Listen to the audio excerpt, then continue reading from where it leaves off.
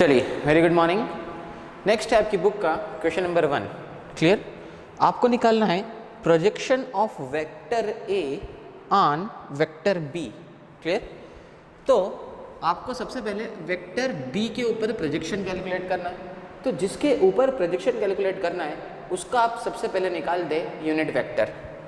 तो जो unit vector निकालने का फॉर्मूला होता है,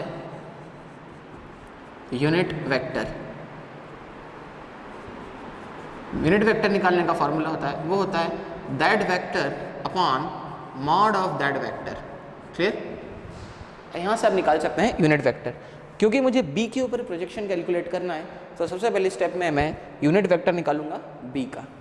तो ये हो जाएगा आपका 4i cap minus 4j cap plus 7k cap upon इसका मॉड अंडर रूट ऑफ 4 का स्क्वायर दैट इज 16 प्लस 4 का स्क्वायर दैट इज 16 प्लस 7 का स्क्वायर दैट इज 49।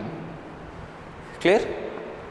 ये हो जाएगा आपका 16 और 16 32, 32 plus 49 81, 4i cap minus 4j cap plus 7k cap upon under root of 81।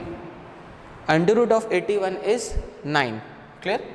ये हो जाएगा 4i cap minus 4j cap plus 7k cap upon 9। Clear?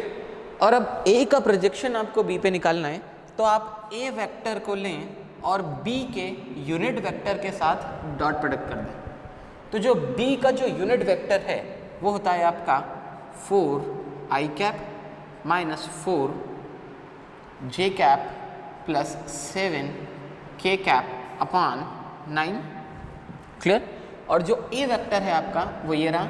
a vector की जो वैल्यू हो जाएगी वो हो जाएगी आपकी i cap minus 2j cap plus आपका k कैप। क्लियर? अब इन दोनों का कर देंगे हम डॉट प्रोडक्ट तो आपको निकल जाएगा a का प्रोजेक्शन b के ऊपर। क्लियर?